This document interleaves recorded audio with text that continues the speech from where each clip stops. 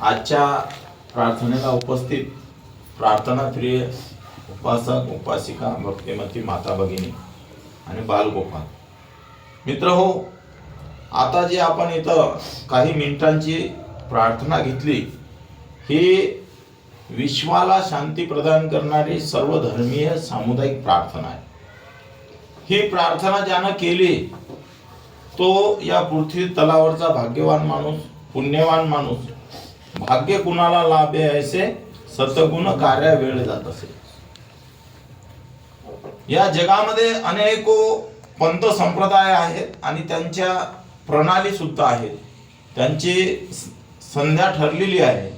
कोणी हरिपाठ करते, कोणी आणखी स्वाध्याय घेते, कोणी आपल्या मस्जिदीमध्ये अजान पाडतात, विहारवर वंदना घेतात, सर्व सुरू आहे। हे सर्व सुरू असताना सुद्धा जगामध्ये अनिष्ट प्रथा वाढू राहिल्या, व्यसनाचं प्रमाण वाढू राहिलं, भ्रष्टाचार वाढू राहिले आणि अधोगतीकडे समाज चाललेला आहे।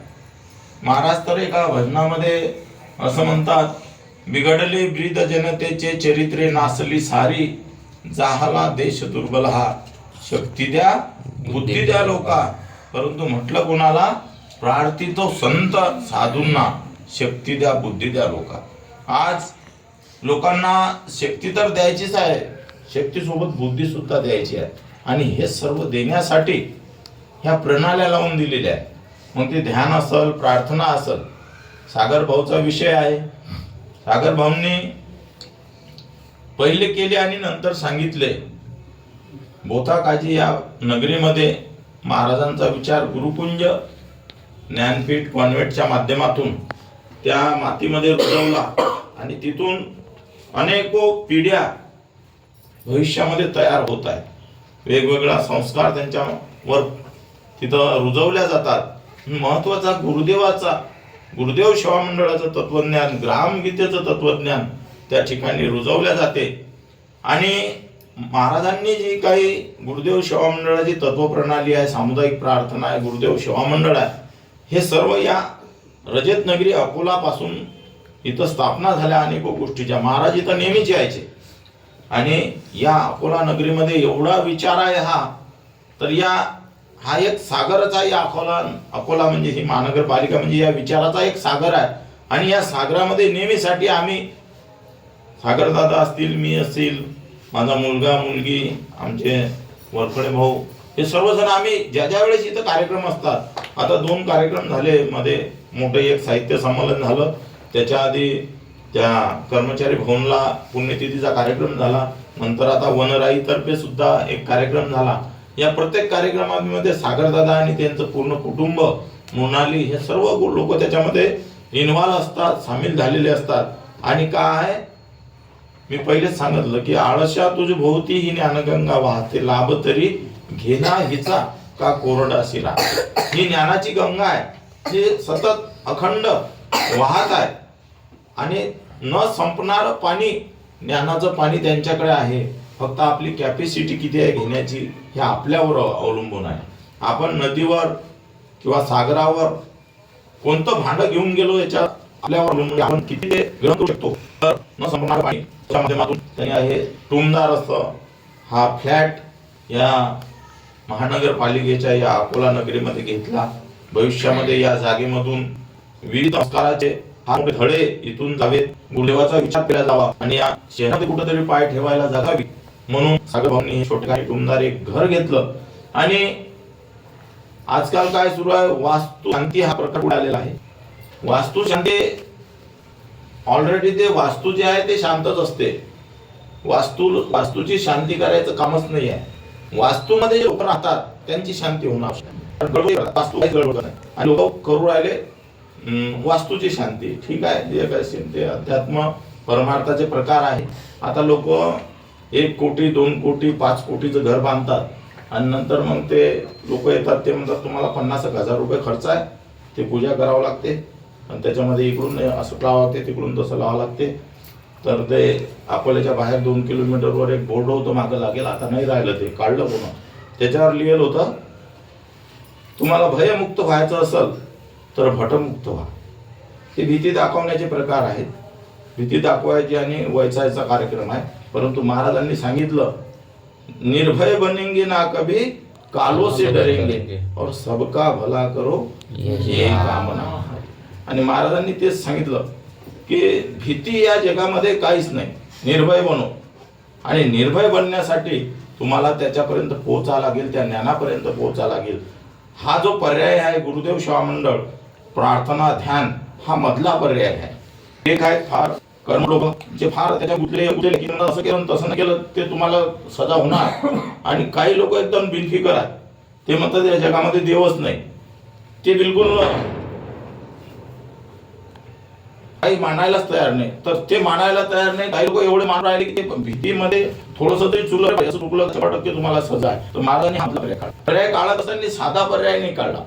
महाराज तिसरा शिकले होते, अडुसठमधून निघून गेले. 68 मध्ये निघून जाताना त्यांनी जगाचं भ्रमण केलं. भारतासारखे देश महाराजांनी पायदळी घातले. मलेशिया असेल, जपान असेल, अनेको देश. जगामध्ये जे विश्व धर्म परिषद होत असते त्या विश्व धर्म परिषदचे महाराज अध्यक्ष असायचे.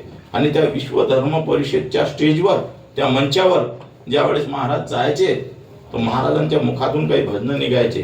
ते भजन असे आहे, हर देश में तू, हर भेष में तू, तेरे नाम अनेक तू एक ही है, तेरी रंगभूमी यह विश्व भरा, हर खेल में मिल में तू ही तू है.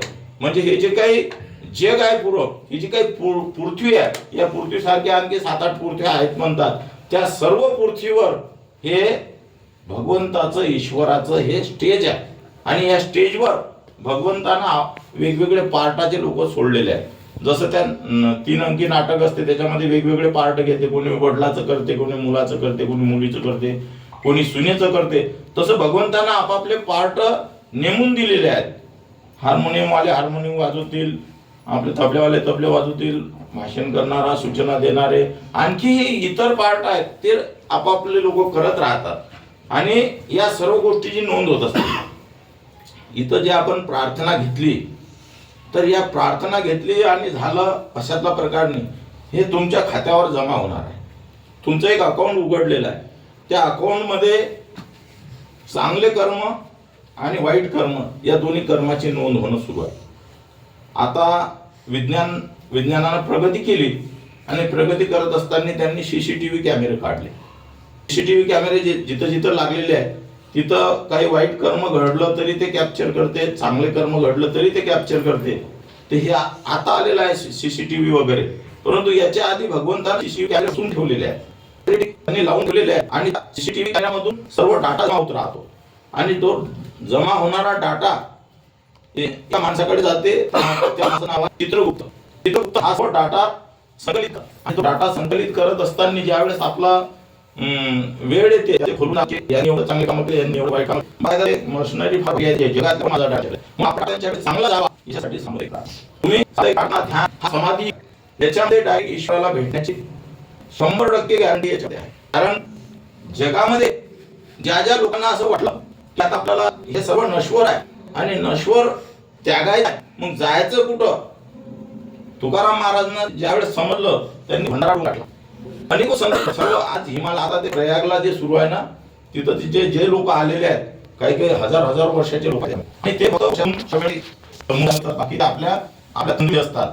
आणि महाराजांनी तेच सांगितलं की ते लोक जे हिमालयात जे लोक तप करू राहिले, ईश्वराची आराधना करू राहिले, ते करू राहिले आणि आपली इथं प्रार्थना करतो, याचा सारखाच महत्व आहे. फक्त काय आचारसंहिता आहे, त्या आचारसंहितेत आपल्याला पालन करावं. आणि शिवाय प्रार्थनेच्या शिकवलं की छोटे नाही बरोबर महाराज आता आम्हाला सबन सांगायचं का नाही, महाराजांनी सांगितलेलंच नाही आहे. आता आज जे आपण या फ्लॅटमध्ये आलोय, तुकाराम महाराजांचे शब्द आहे की बांधा सोप्या माळे घर आणि व्यवहारे धन, हे सांगितलेलंच आहे. धन जोड्याचं काही नाही, त्या काय ते धन, फक्त व्यवहार हा उत्तम असला पाहिजे. आणि महाराजांनी प्राण्यामध्ये सांगितलेलं आहे की उत्तम जीवन बने परमात्मा व्यवहार, आपला व्यवहार आहे हा परमात्मा असला पाहिजे. आणि आपण इथं प्रार्थनेला बसलो, सागरदादांनी हाकली, त्या हाकेवर सर्वजण आले, आम्ही आलो. माझ्या मागे शेड्यूल ठेवतो. अजून आम्ही आता हा कार्यक्रम संपला म्हणजे पुढच्या कार्यक्रमाला आम्ही निघून जाणार आहे. चिंचोली गणपती कार्यक्रम आहे. माझे जवळपास 4-5 कार्यक्रम दररोज लागलेले असतात वेगवेगळ्याचे. शेवटी काल गंगावच्या मध्ये तर एकादशीला सामुदायिक प्रार्थनेचं नियोजन असते. काल तिथं मी होतो. त्याच्या आधी नांद्रीला निघालो, कधी जात नाही म्हणजे गुरुदेव की बस गुरुदाच्या कार्यामध्ये हे जीवन अर्पण आहे.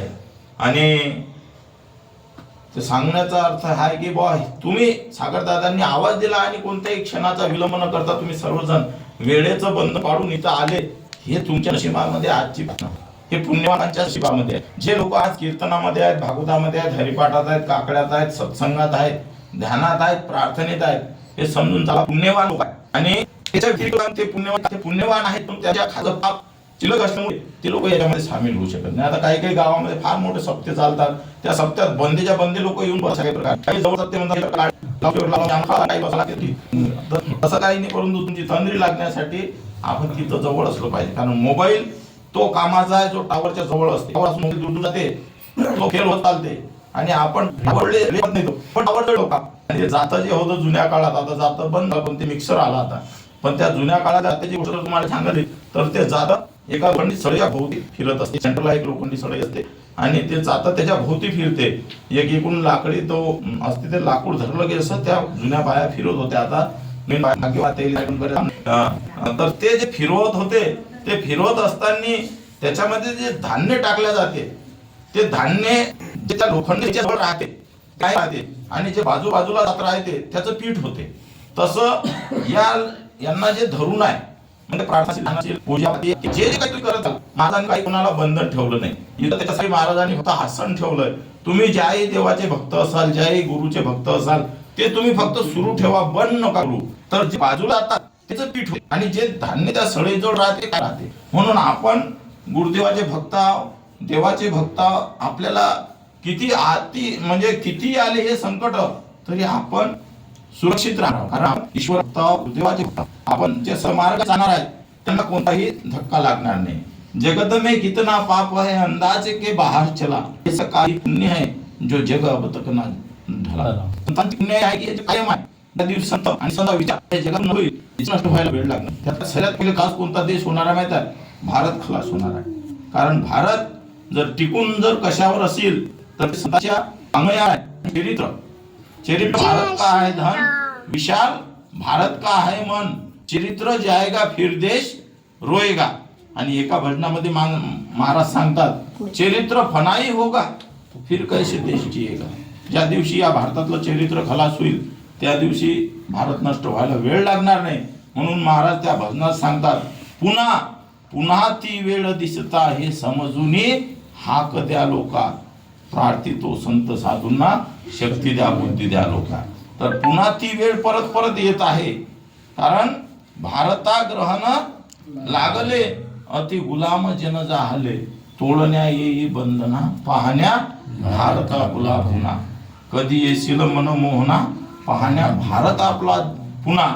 अति गुलाम जन जाहले, हे जे लोक आहे ना हे गुलाम झाले. मग लोक तुम्हाला आम्ही काय जे गुलाम, आम्ही काय जला धाव का आमच्या हातात बेड्या आहेत. परंतु महाराजांनी सर्वांना उद्देशून म्हटलं गुलाम म्हणजे काय. एखाद्या व्यसन करत असेल माणूस तो त्या गोष्टीचा गुलाम आहे. वेगवेगळ्या गोष्टीमध्ये काही लोक गुंतलेले आहेत, निघायलाच बाहेर तयार नाही. ते ग्रहण आहे आणि हे ग्रहण तोडण्यासाठी महाराजांनी भगवंताला आराधना केलेली आहे. पण भगवंत काळ परत्वे येत राहते, परंतु त्याच्यासाठी फार मोठं पापाचे कळस ज्यावेळेस होतात त्यावेळेस भगवंत पूर्तीवर येत असतात.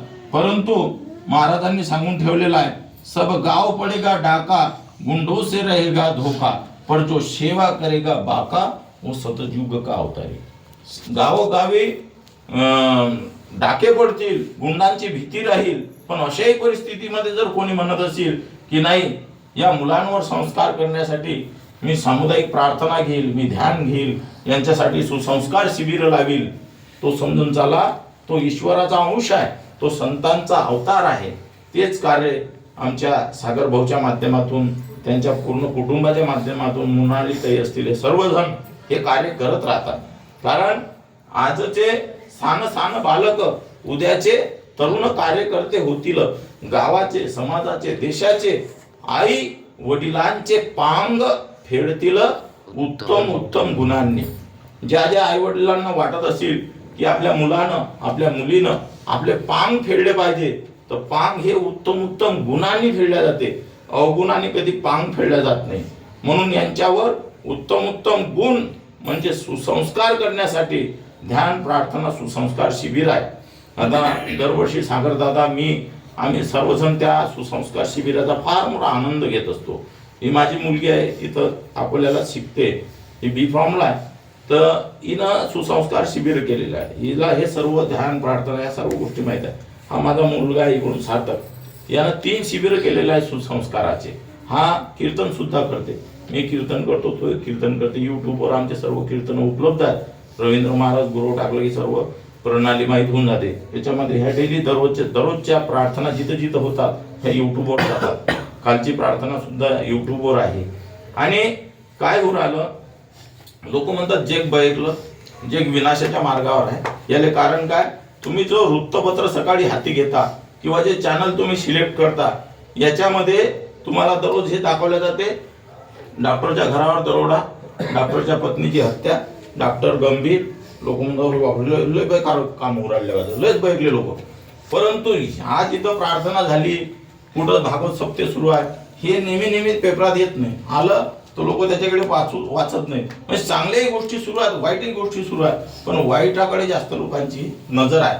महाराजांनी ओवी सुद्धा लिहिलेली आहे, वाईटाकडे सहज प्रवृत्ती, अनेक प्रलोभने दुष्टांच्या हाती, आम्रतरू मेहनतीनेही न जगती, गवत वाळे न पेरता. जसं गवत कोणी कुठे पेरू नाही राहिलं, हवेनं त्याचं बी इकडल्या तिकडे जाते, तिथं भरतीचं गवत निघते, सारा निंद्याचा त्रास. तसं वाईट गोष्टी कोणी कोणाला शिकवू नाही राहिलं. कोणाच आई वडिलांनी शिकवले नाही की शास्त्र शुद्ध पिढी कशी ओढायची, ते घोटे कसे खायचे, ते गेम, हे जे मोबाईलातले आता व्यसन आलं गेम, हे गेम कसे खेळायचे बाबा, PUBG नेमकं सुरुवात कशी करायची, दोघा मित्राचं जोड कसा लावायचा, हे कोण्या आईनं कोण्या वडिलांना कोण्या मुलाला मुलीला शिकवलं नाही. परंतु हे मुलं परफेक्ट काम करतात. ते म्हणजे काय, तर हे वाईटाकडे सहज प्रवृत्ती. तर हे रोखण्यासाठी हे सुद्धा एक व्यसन आहे. हे मोबाईलचं मोबाईलमधले गेमचं हे सुद्धा एक व्यसन आहे. हा म्हणजे मानसिक रोग आहे. हा मेंदू थांबवण्याचं काम हे गेम करू राहिले. तर हे याच्याकडे आपलं लक्ष असलं पाहिजे. आणि महाराज बोलून गेले की या कोवळ्या कळ्या माझी लोकले, रवींद्र ज्ञानेश्वर शिवाजी, विकसता प्रकटतील समाजी. शेकडो महापुरुष, यांच्यामध्ये महापुरुष लपलेले आहेत. परंतु काय करावं लागेल, विकसित करावं लागेल. आणि विकसित करण्यासाठी ध्यान प्रार्थना हरिपाठ सत्संग हा चांगल्या विचाराचा प्रचार झाला पाहिजे. आणि महाराजांनी जी ग्रामगीता लिहिली त्याच्यामध्ये 41 अध्याय आहेत. 41 अध्यायामध्ये प्रचार महिमा नावाचा अध्याय आहे. त्याच्यावर तथागतांचा फोटो घेतलेला आहे. आणि त्या फोटोच्या खाली ओवी आलेली आहे, हाती न घेता तलवार बुद्ध, राज्य करी जगावर, याशी कारण एक प्रचार तो प्रभावशाली. त्या काळामध्ये म्हणजे तारीख लिहायच्या 500 वर्षे आधी, म्हणजे आजपासून 2500 वर्षापूर्वी तथागतांनी जो ज्ञान पोचवलं, म्हणजे फक्त भारतापुरतं नाही तर भारतासारखे अनेक देश आहे की तिथपर्यंत तो धम्म पोहोचवला, तो विचार पोहोचवला, कोणते साधन वापरलं, तो प्रचार तिथपर्यंत गेला. तर हा प्रचार, चांगल्या गोष्टीचा प्रचार थांबायला नाही पाहिजे. त्याच्यासाठी महाराज एका श्लोकामध्ये म्हणतात की जे प्रेमी माझे मनविती, त्या प्रेमाची मम सांगणी, लागा प्रचारा सत्वरी, आता पुरेही बोलणी, तो दास तुकड्या ही तुम्हा, निर्वाणीची दे सूचना. निर्वाणीची सूचना म्हणजे सर्वात शेवटची सूचना, त्याच्यानंतर सूचना नसते. तो दास तुकड्या ही तुम्हा, निर्वाणीची दे सूचना, आणि उठा अरे पुत्रा झडकरी, कर सामुदायिक प्रार्थना, कर सामुदायिक प्रार्थना. तर हे महाराजांनी जे काही सांगून ठेवलेलं आहे हे फक्त आपल्याला आता आचरणात आणायचं आहे. कारण महाराजांनी जी ग्रामगीता लिहिली त्या ग्रामगीतेमध्ये शेवटच्या अध्यायात त्यांनी सांगितलं की ग्रामगीता नव्हे पारायणासी, वाचता वर्तता वाटता विजनासी. वाचतच बसू नका, तर वर्तनात आणा. भक्ति क्या कहते हो, भक्ति में भी धोखा है और बिना आचरण का सब खोका है. भक्ती करू राहिले पण आचरणात नाही, कार्यक्रम फेल आहे, उलट्या घागरीवर पाणी आहे. म्हणून जे समजले आणि वर्तले त्याची भाग्य पुरुष झाले, बाकी जे उरले ते करंटे पुरुष. जे समजलं, आचरणात आणलं, समजून चाला. सद्गुरू असतात, महापुरुष आहेत, संत परंपरेकडे वळणारा माणूस आहे, बाई आहे, काहीतरी फलित मिळणार आहे. परंतु आज करू, उद्या करू, परवा करू, ह्या गोष्टी आताच केल्या पाहिजे असं काही आहे का? म्हातारा झाल्यावर ह्या ज्या अध्यात्म परमार्थाच्या ह्या सत्संगाच्या गोष्टी, ज्या देवधर्माच्या गोष्टी लोक म्हणतात ते म्हातारा झाल्यावर असते, आतापासून काय बरं. पण तुम्ही म्हातारा होसाण्याची काही गॅरंटी आहे का? आता एवढे वाहन निघले, एवढे त्याचे स्पीड आहे, 200-250च्या स्पीडनं काही काही मोटरसायकल दामटून राहिले मोठे. जग्याचे लक्षणं नाही आहेत, ते धडक लागे कार्यक्रम फिट आहे द्यायचा. म्हणून जे आहे ते साधून घ्या. आता हा जो अनमोल घडी जी आलेली आहे हे साधून घ्यायची आहे. ब्रह्ममुहूर्तावर जब जागो तभी सवेरा. जीवनामध्ये माणसाच्या 2च दिवस महत्वाचे आहे. एक दिवस आहे तो आहे जन्माचा, ज्या दिवशी आपण या पृथ्वी तलावर जन्म घेतो तो दिवस सोन्यासारखा दिवस आहे आपल्या आयुष्यामधला. आणि दुसरा सोन्यासारखा दिवस आहे की हा जन्म, हा नरदेह कशासाठी मिळाला हे ज्या दिवशी समजेल तो एक दिवस भाग्यवान आहे. असे 2 दिवस भाग्यवान आहेत. तर तुम्हाला ज्याही दिवशी अशी तुम्हाला वाटेल की नाही बस झाला आता एकच आहे आणि एकाकडेच आपल्याला जायचं आहे, तो दिवस सुदीन असेल असे मी भगवंताचा हा संदेश तुम्हाला सांगतो. आणि सागर दादा उत्तरोत्तर प्रगती करत राहो. त्यांच्या पूर्ण फॅमिली या विचाराला धरून आहे. भविष्यामध्ये त्यांना कोणत्याच गोष्टीची कमतरता पडणार नाही. कारण आवडीने भावे हरिनाम घेशी, तुझी सर्व चिंता त्याशी आहे. जो आवडीने त्याचं नाव घेऊन राहिलं त्याची चिंता भगवंताला आहे. आणि विठ्ठल जळीस्थळी भरला, रीता ठाव नाही उरला. अशी कोणतीच जागा नाही की तिथं देव नाही आहे. काही काही लोक म्हणतात बा ते मंदिर घंटा त्याच्या बाहेर आलं की आपण मोकळे आहोत. मोकळे नाही, CCTV कॅमेरे लागेलच आहे.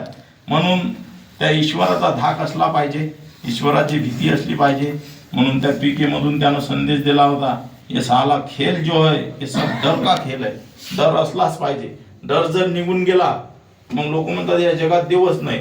म्हणून डर असला पाहिजे, भगवंताची भीती असली पाहिजे. भगवंत आहे ही तुमच्या मनामध्ये फुंगाट बांधून घ्या. एवढेच बोलतो. प्रार्थनेवरचे माझे लांबलेले 2 शब्द एक घेतो. सर्वांना जय गुरु.